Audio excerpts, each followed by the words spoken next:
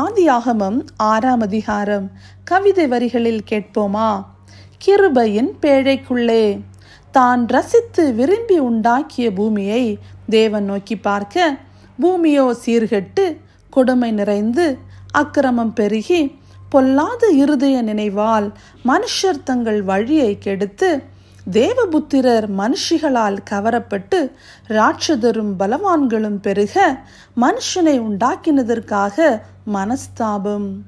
என் ஆவி என்றைக்கும் போராடுவதில்லை என்று விசனத்தால் நிறைந்து தான் படைத்த ஜீவ ராசிகளை அழிக்க ஜலப்பிரளயம்.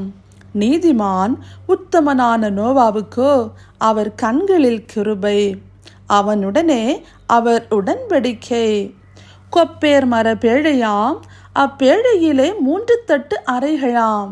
உள்ளும் புறமும் கீழ் பூசி, நீளம் 300, அகலம் 50, உயரம் 30 முழம்.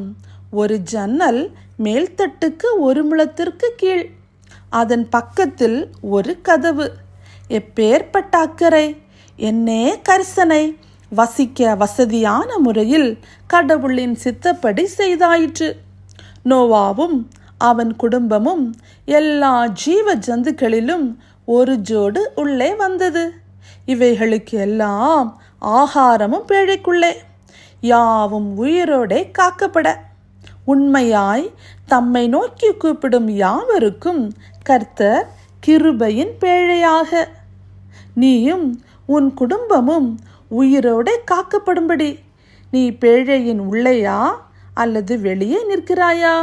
கரம் நீட்டி அழைக்கும் அன்பின் கிருபையை பார்.